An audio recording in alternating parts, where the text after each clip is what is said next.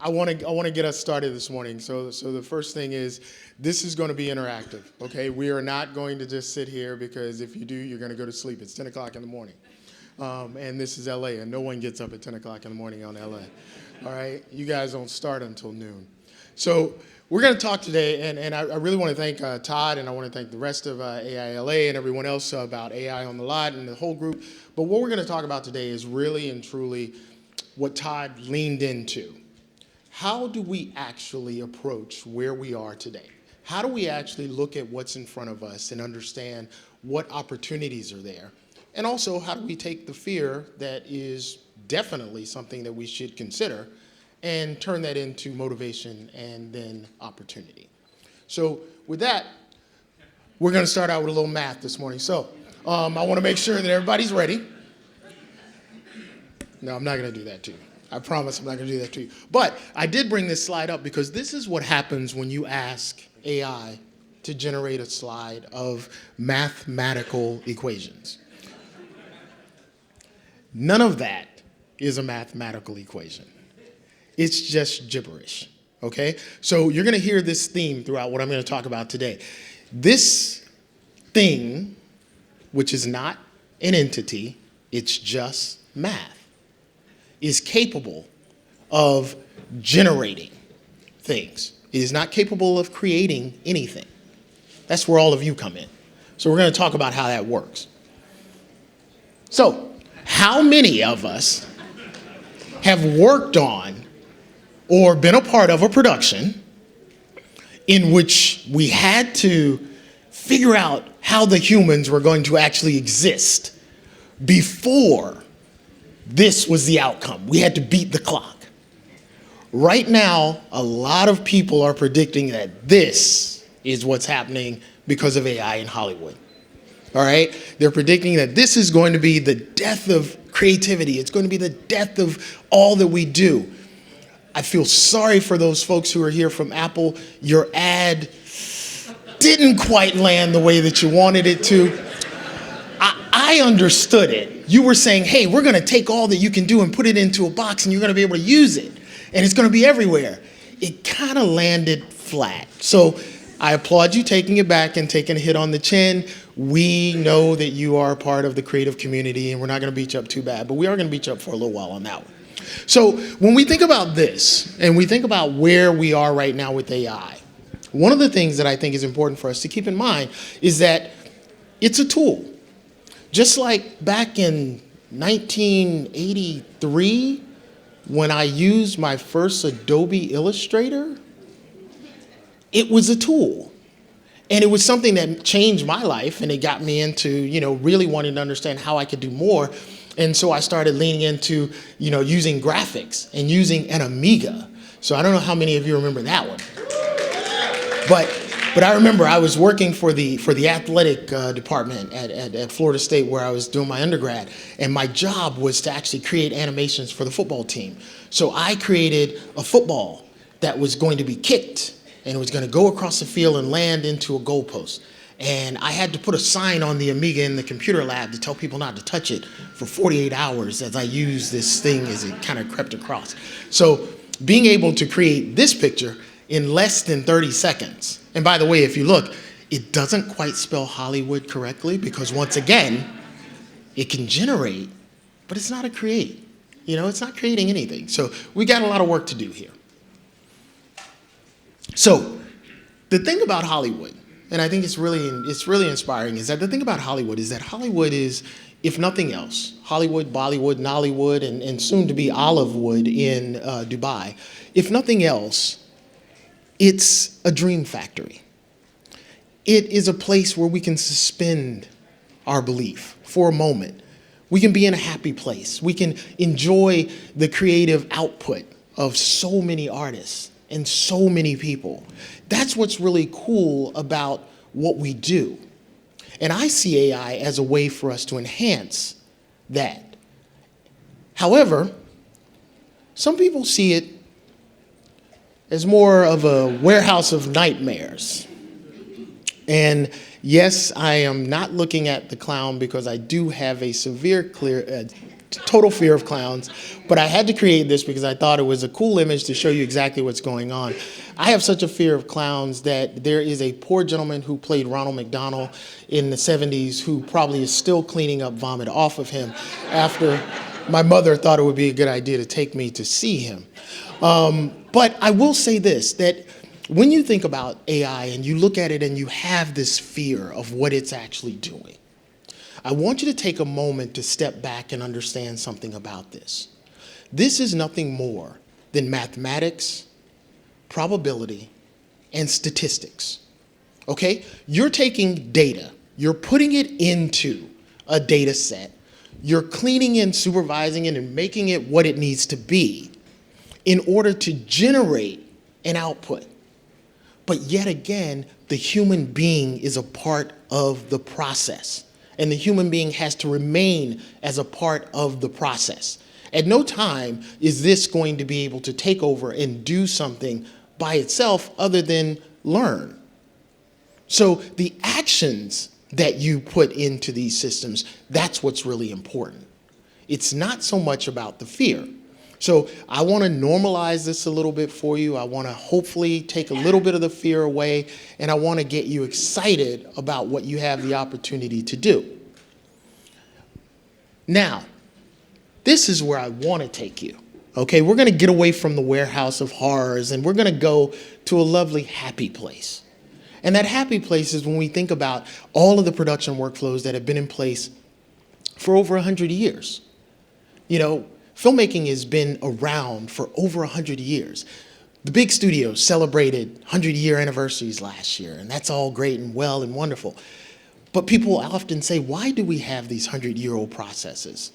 Well, the truth is they work, and that's why they still exist today. However, if there's a way for us to enhance what we do, if there's a way for me to give you the currency in which I work in, which is time, then that's a way for you to have more time to create. And if there are any CFOs in here, I'm going to make you angry because I'm going to tell you that I'm not going to save you money. I'm never going to tell you that I'm going to save you money. I'm going to save you time. Now, what you do with that time, that is up to you. And hopefully, that's up to your creatives. Because the more time that you give a creative, we all know if we worked in post-production, the more time they're going to take. But what we also know is that the product genuinely, most of the time, 99% of the time, is better because you took that extra time and you took that moment to think about it a little bit more. Well, that's what AI does. It gives you time. So when we think about the production pipeline as it is today, please understand that it is going to look different. And I can promise you that it is not going to look very much like what we have in front of us right now. That's why so many people are concerned about Hollywood crumbling and Hollywood coming down and so forth. But what's happening is that, like a farmer, sometimes you've got to burn the land to build the nutrients back up. So some of the land is being burned, but the good part of it is you still need the farmer to go and put the fire out. So all of those folks who are thinking that, oh, AI is going to do this, it's going to take my job, and it's going to do all these different things, think about it that it's going to give you an opportunity. And that opportunity is going to be to pivot, to take a look at where this technology can actually take you and what you can actually do with it. Because it is foundational, just like mathematics, in every single thing that we do. So my company has 4 verticals, and I'll talk about that later, but we're involved at AI as a base level technology. So when you think about math, and we'll talk about that too, you think about the fact that it is everywhere. As I stated, you're witnessing a rebirth.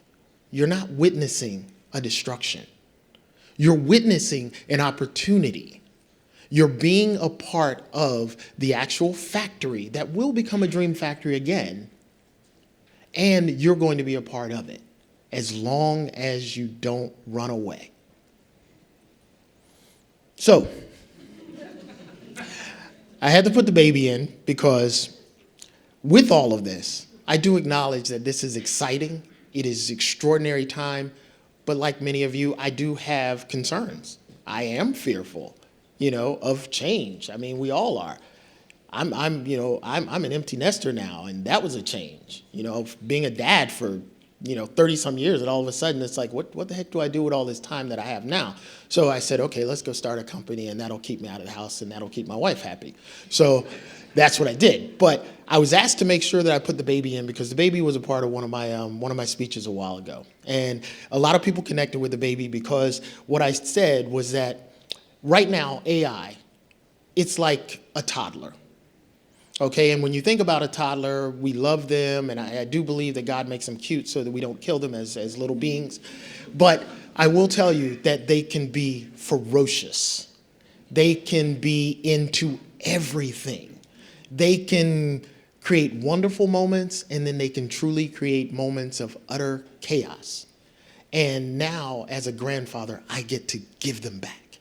So I'm excited about that. But the baby here, this is AI, this is where we are, but unlike a toddler that goes through the maturation process, AI is skipping over years daily.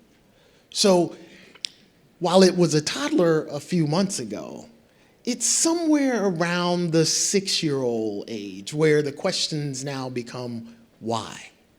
To every single thing that you think about, everything that you do, the question is why.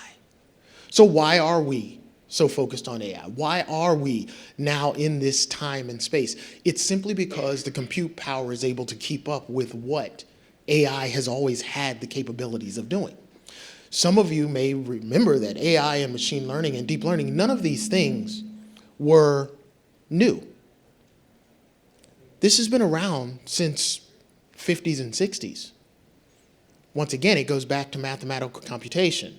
But the ability for it to be generative AI, the one that strikes a lot of fear in people, picked up speed in the 90s. Yeah, all the way back in the 90s. And then it kept going. But now the compute power is there, and then OpenAI made it very easy for all of us to participate. So to any of you who are UI and UX designers, a good UI can make a great product. Once again, opening the door for who's a part of the party in Hollywood. UI, UX designers, they weren't a part of the party a few years ago, but now that you're using game engines and you're using artificial intelligence as a part of the VFX process, now your UI and your UX designers are here. There have been companies in the background for quite some time, like NVIDIA, like Adobe, like Dell, like HP. All of these companies, like Apple, all of these companies have been in the background allowing us to have the power and having the ability to do wonderful things at scale and at the pace in which their computing power could catch up. What's really cool about this is that now we can take it a little bit further. And we start to think about, where does the new Hollywood pipeline go? And what does it look like? If you haven't had the chance, and by the way, I have nothing to do with this project or nothing to do with this company, but if you haven't had the chance to take a look at what Gala Films is doing, I would suggest that you take a look, because Gala Films is showing us a preview of what the new pipeline is going to look like and what the new Hollywood could actually look like. It's really interesting because they are using that word that all of us used to laugh at a few years ago because everybody was using it, blockchain. You remember that? Everybody was all crazy about blockchain. Everybody's like, where's it going to go? What's it going to do? Well, blockchain is finally getting its legs.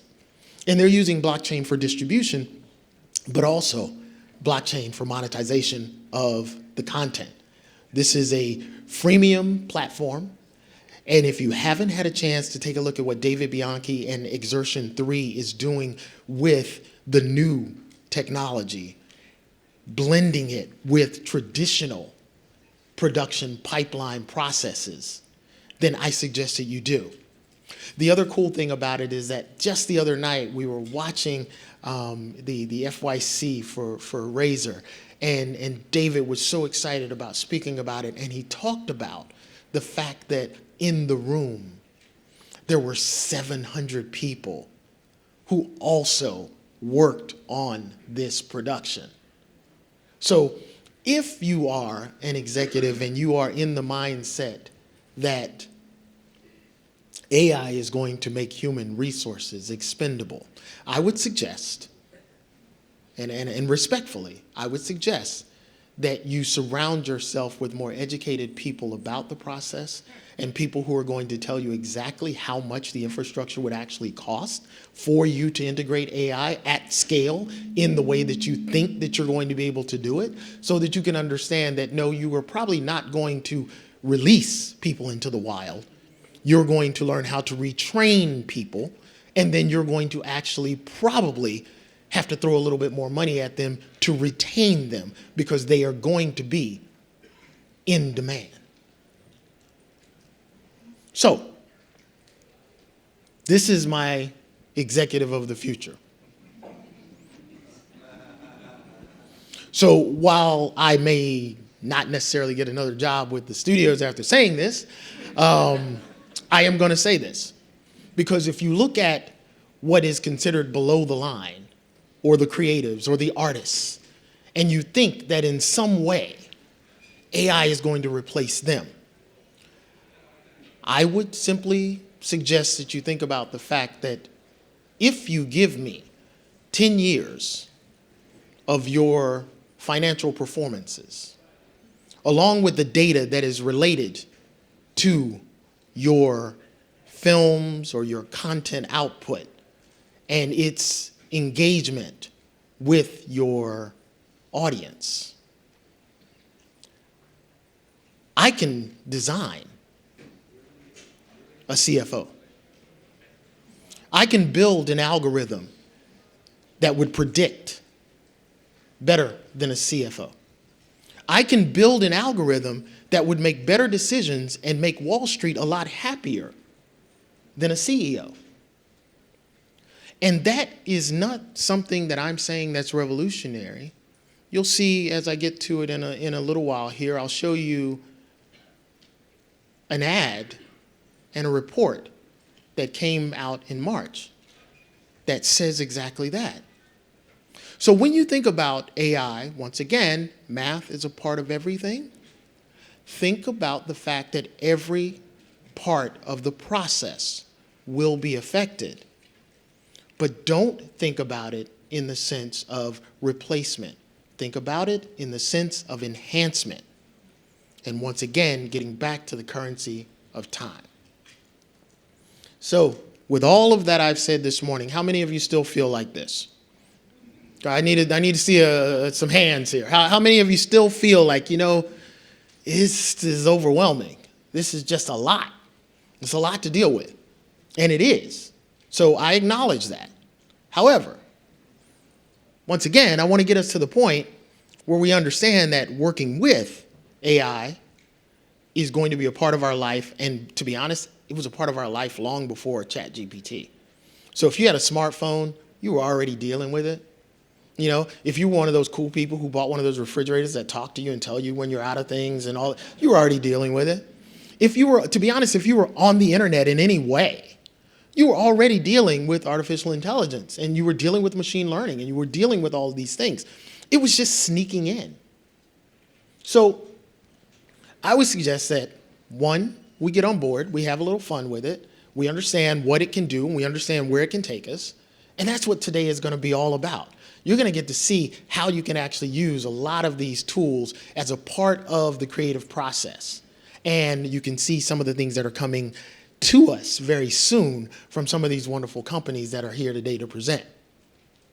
So, as we talk about this, STEM and STEAM, remember I told you we were going to talk about a little bit about generation versus creation, all right? Generation versus creation. I'm a man of faith. I don't deny that, and sometimes people laugh at me, but it's okay. I'm a man of faith, so I believe that humans can generate, machines can generate, but only God can create. Now, here's the funny thing about that. As a man of faith, I believe that I'm looking at a room full of people who are filled with God, whether you believe or not. A larger creator created us all. Now, I'm not going to preach. That's my grandfather's job, and he passed away a few years ago, so he's all right. So I'm not here to preach. What I'm here to do is to talk about why it's important that we understand this. Because science requires math, but math doesn't require science. Technology requires math, but you can do math without technology. 1 + 1 equals, there you go. All right? You're a computer. You did it. You don't need anything else. All right? Engineering requires math. Requires a lot of math. That's why it was fun to kind of throw that slide up at the beginning, because I know there are a lot of my engineering friends in the room, so they get it.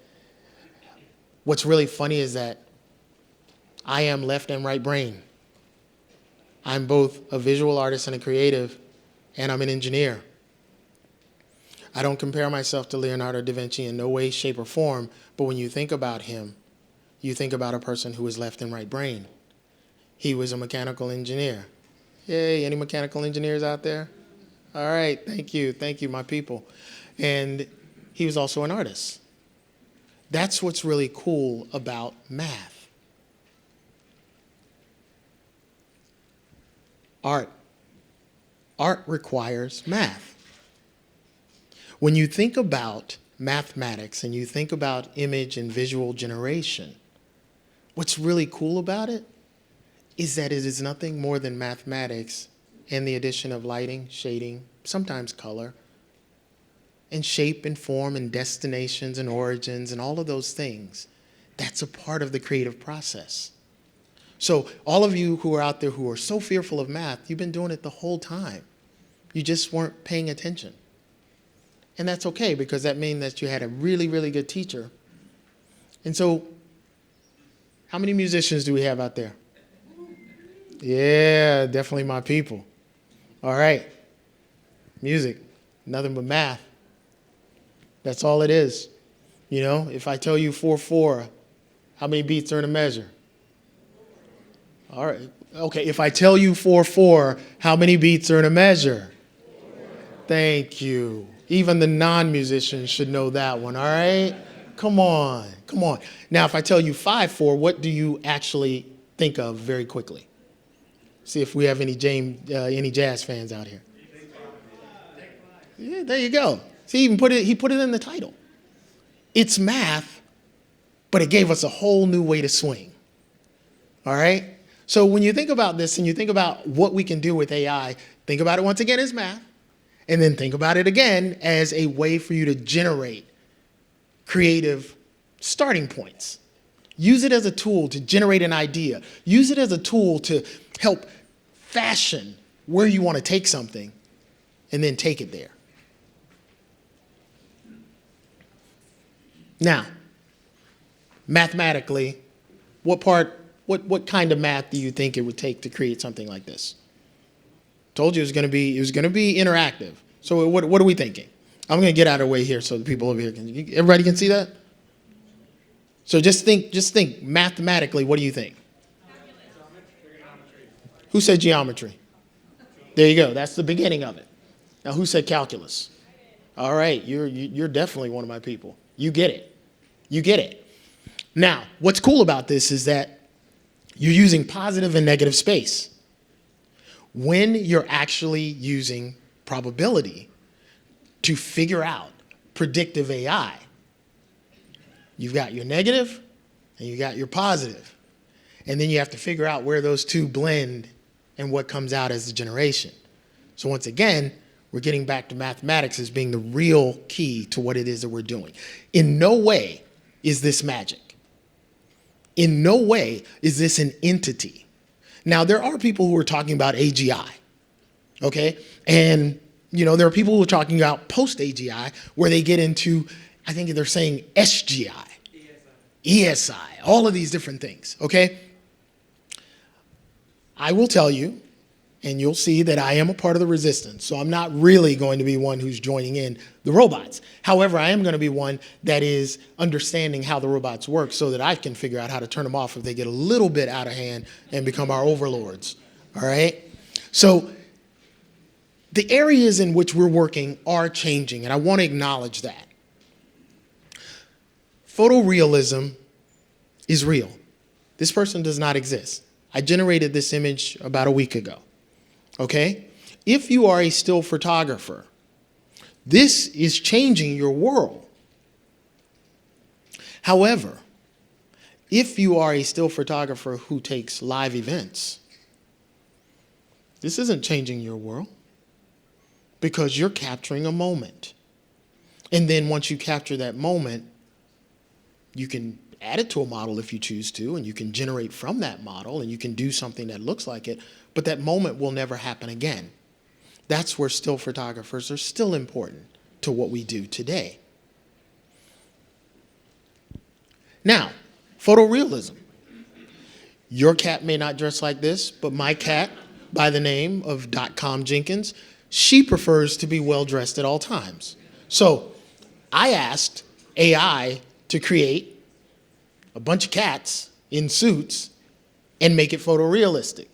Now, when you look at that, I mean, really and truly, you can look at that and you would think that I set up in my house and dressed a bunch of cats.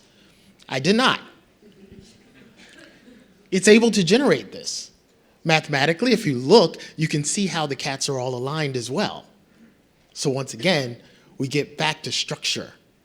And that structure and the foundation of that is mathematics. And the cool part about it is that AI is a part of what we're doing, but it doesn't have to take over what we're doing. This lovely gentleman, once again, fashion photography.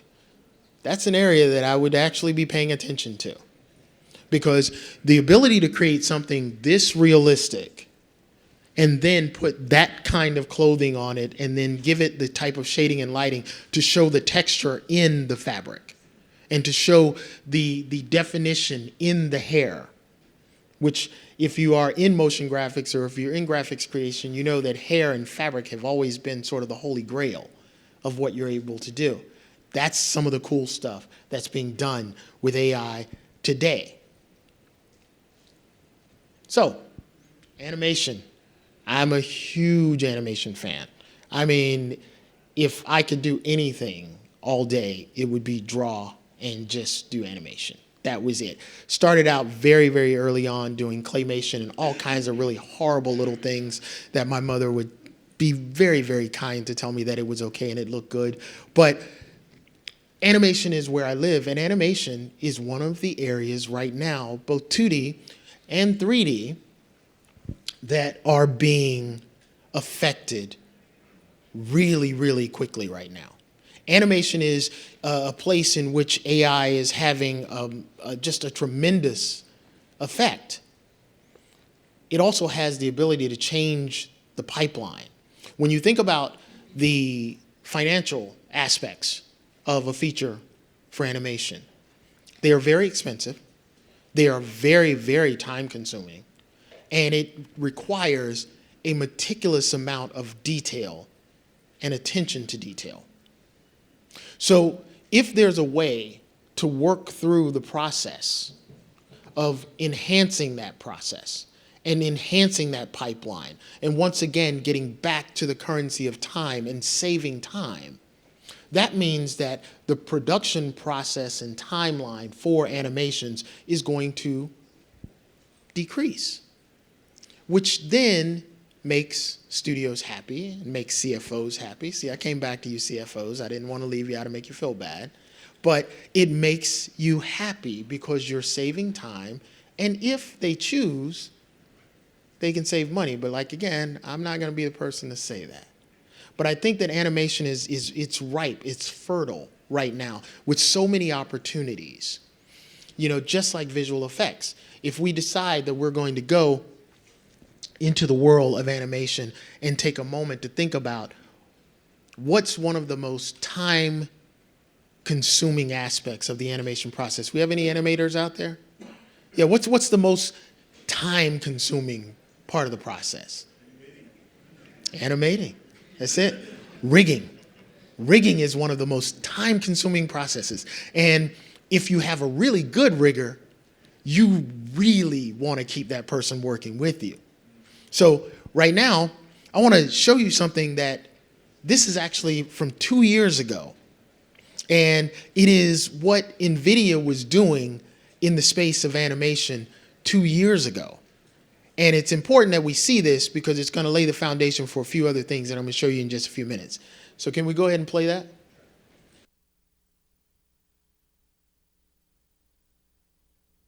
Physics simulation has revolutionized how we animate physical phenomena like cloth and fluids. But animating characters remains a manual and tedious process. Traditional animation techniques tend to produce stiff and unresponsive behaviors. We are using reinforcement learning to develop more lifelike and responsive physically simulated characters. Our character learns to perform lifelike motions by imitating human motion data, such as walking, running, and sword swings. Our character is put through an intense training regimen for 10 years in simulation. Thanks to NVIDIA's massively parallel GPU simulator, this just takes 3 days of real-world time. The character then learns to perform a large variety of motor skills. Once the character has been trained, it can use those skills that it has learned to perform more complex tasks. Here, the character is trained to run to a target object and knock it over. We can also steer the character to walk in different directions like you would with a game character. Our model allows the character to automatically synthesize lifelike responsive behaviors to new situations. We can also control the character using natural language commands. For example, we can tell the character to do a shield bash or swing its sword. We hope this technology will eventually make animating simulated characters as easy and seamless as talking to a real actor. So that was 2 years ago. That was 2 years ago.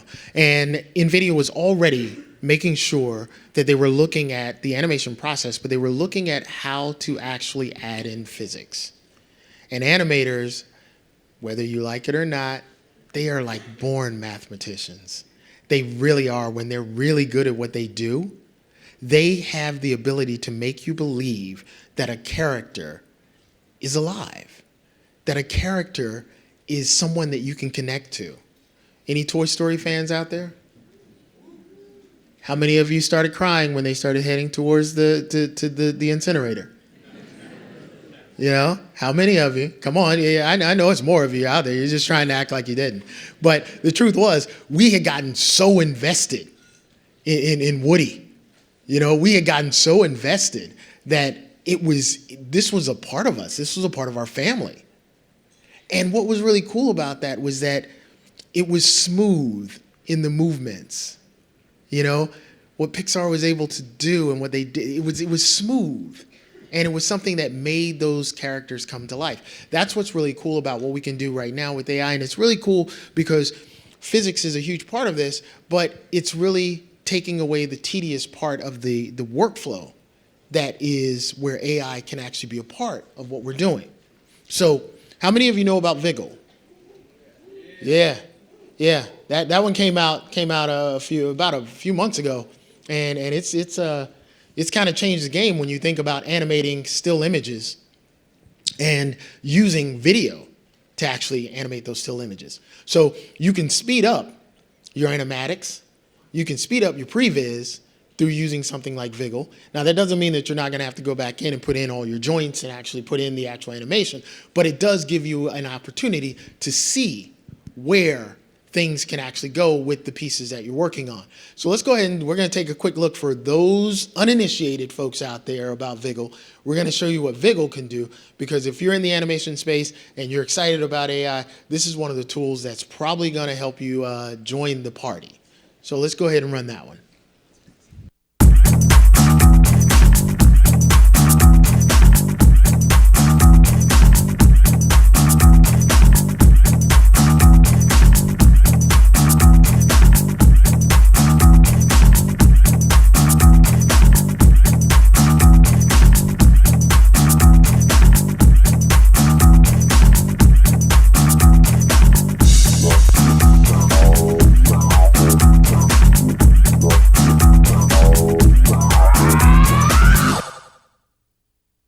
once again, I am not paid by any of these tools. I am just simply bringing them to your attention because I think that as a part of your process and as a part of you getting to understand what AI can actually do for the process of visual effects as well as animation and some live action, these tools are going to be a part of what we're doing, or tools like them. So, who knows what this one is? Yeah, see, you guys sound so disappointed about Sora. Wow, I was not expecting that. I was expecting like, oh yeah, it's Sora. Well, this is Sora, and I purposely chose the puppy because I like the dog. But they've made some changes over the last couple of weeks, and I purposely did not actually update my slides last night because I want to show this particular shot and then talk about a couple of things about this shot specifically. So let's go ahead and run that one.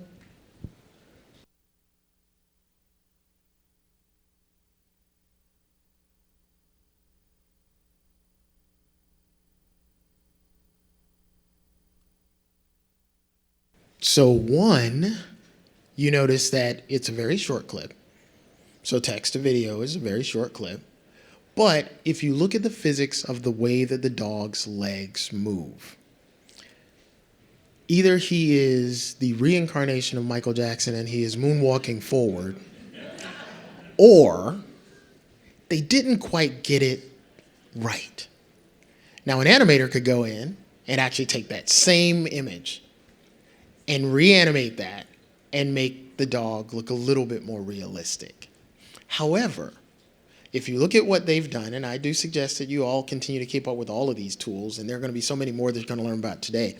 But if you actually go and take a look at how far they've come with Sora after this initial release, it is mind-blowingly frightening how quickly they are able to recode and readjust and get this to the point where it starts to be a little bit difficult to tell whether it's real or it's Memorex. Now, how many people out there remember that? All right. Once again, my people. Some of you probably still have cassette tapes. I know I do. So, now what's really cool is that we've gotten to the point now where we are actually creating films with AI. And right now, our friends Caleb and Shelby are over in Cannes right now. They're enjoying themselves. They're introducing the world to AI filmmaking and all this really cool stuff. So they couldn't be here with us today, but Caleb and Shelby, shout out to you guys. They have been doing some really cool stuff, and they introduced me to this next film. And if you have been on the internet for at least 5 years, this one is going to resonate with you. So let's go ahead and play this next one. I'm not even going to intro. I'm just going to let you see it. This next one's going to resonate with you. Go ahead.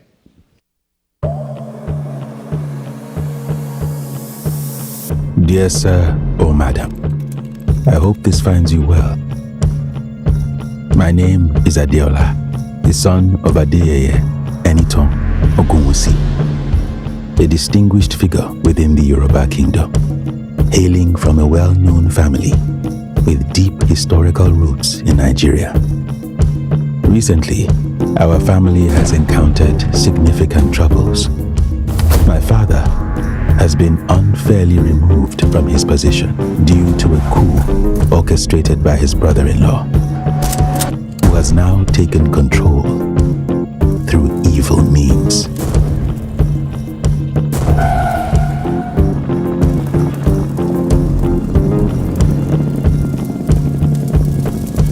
During this challenging time, I have managed to keep safe our family's wealth, which includes access to a vault in Switzerland holding $50 million.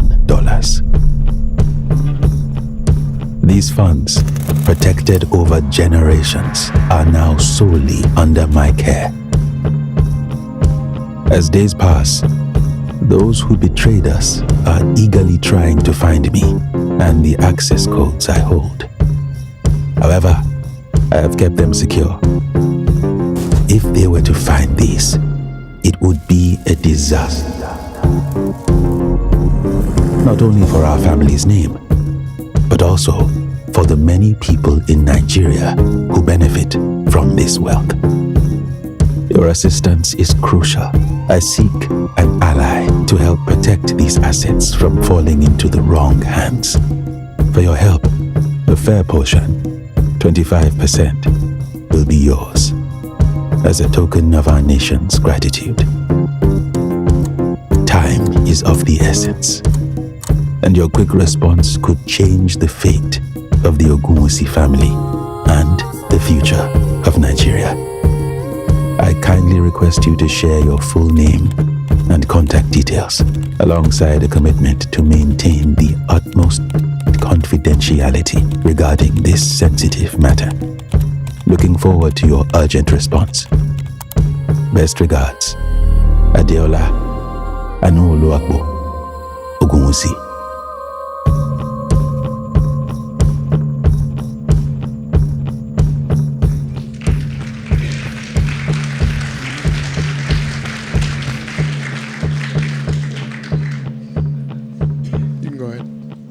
All right, so with that one, every image was AI generated. However, what kept you engaged? There you go. AI didn't generate the story. That's a human-generated story, someone taking the time to look at something that we all sort of laugh about now. But if you ever got scammed, you weren't laughing. But it was the story that kept you engaged. Now, that was an example of what you can do with just AI-generated images, AI-generated music, and I believe an AI-generated voice font. So my team and I, we focus on 4 verticals, like I told you: media and entertainment, marketing and research, education, and healthcare. And in all of those spaces, AI is having a tremendous sort of impact. So we focus a lot on that. And what we did was we did a small focus group to find out, how do people engage with AI content? And we found that generally they were more interested in the short form content. It was between 6 and 11 minutes before people started to their eyes started to wander, they started to kind of get disengaged. The reason for that was given by the individuals who we actually used as a part of the focus group, was that they began to say that the inconsistency of the characters was a problem, and also the way that the images moved did not feel realistic. It didn't feel as if it was something that they could connect with. Once again, it gets back to the physics aspect of it and what comes in. So one of the things I do want to talk about, because we'll talk a little bit about how this plays into visual effects, our little CGI person here, and our lovely CGI generated person here, and our CGI generated person here.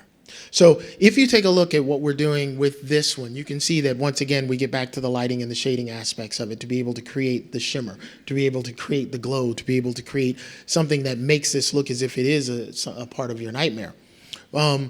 But what's interesting about this, and you, for the ladies, I'll go back, or the men who are interested, I'll stop there, just to give you a sense. He's a handsome gentleman, and so. But what I really like about this one is that if you look at the beard, and yes, I may be partial to the beard, but if you look at the beard, you can see how the shading and the way that it comes out of the skin is extremely realistic.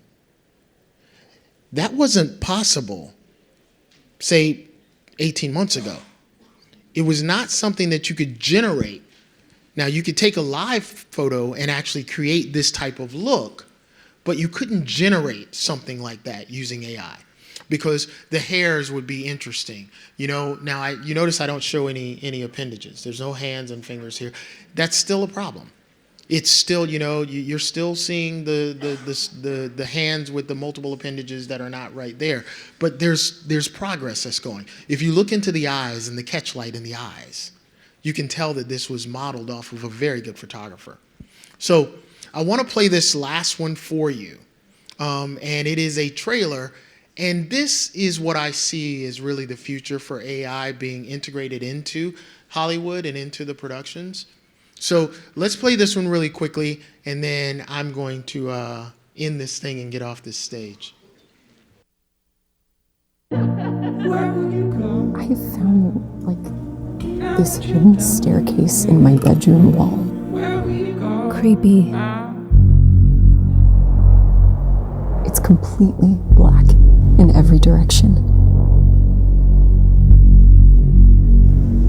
But they all go nowhere.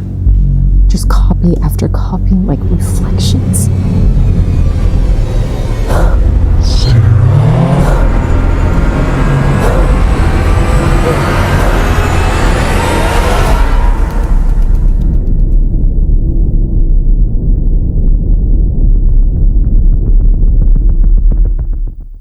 So that's a trailer for something that's coming in early 2024. We're a little late now, but this is another, and what David Clark was able to do is the combination of live action and AI. And this is where I feel that AI is going to be most valuable to the production pipeline. It's enhancing the pipeline. It's actually utilizing the ability to take something and help us generate a new way to operate. That's what's exciting about what's happening right now. And I'm truly, truly thankful for all of these companies and so many more that are a part of this process, because they're building the pipeline so that we can get to the point where we're no longer concerned about AI creeping up on us in the back as this guy's doing, but we're concerned about how much creativity we can get out in any other day. So if you get a chance, check out Runway's film festival. This is a bunch of films that they did, and these are the winners. There's 10 winners. If you get a chance, check it out. It would be good for you to do. Also, don't forget about your brothers and sisters and so forth in the area of VR and AR, because that's going to be a new way that you experience a lot of this content. So it's not just about what we're doing and the pipeline and so forth, but it's also about how we're distributing it and how people are consuming it. These things are also changing. Neuralink, anybody? Anybody? Just checking if anybody wants to put a chip in their head.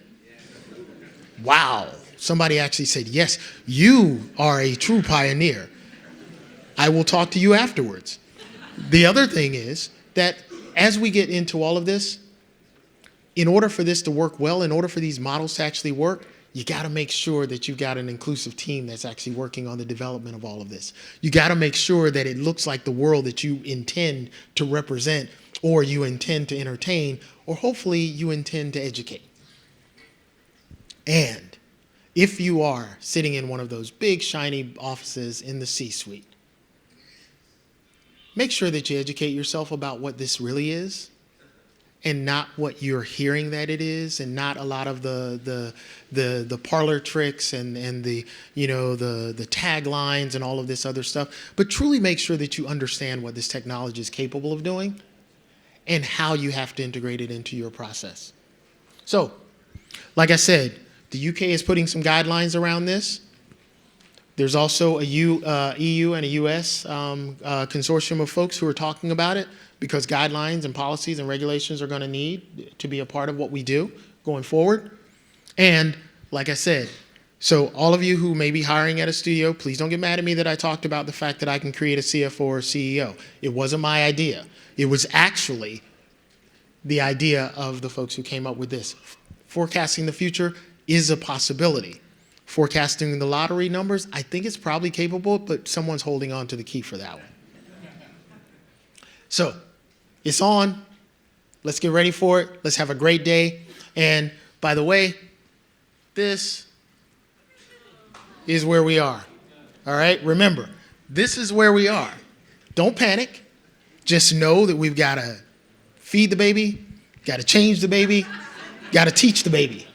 All right? If we do all of that, we'll be just fine. And this is us. So you can get in contact with us at i2a2.io. Happy to help you integrate it into your products, into your company, and happy to help you convince folks that it is not going to change the world. It's just probably going to change the environment around you. So with that, thank you so much. I appreciate all of your attention. Let's have a good time today. Todd, back to you.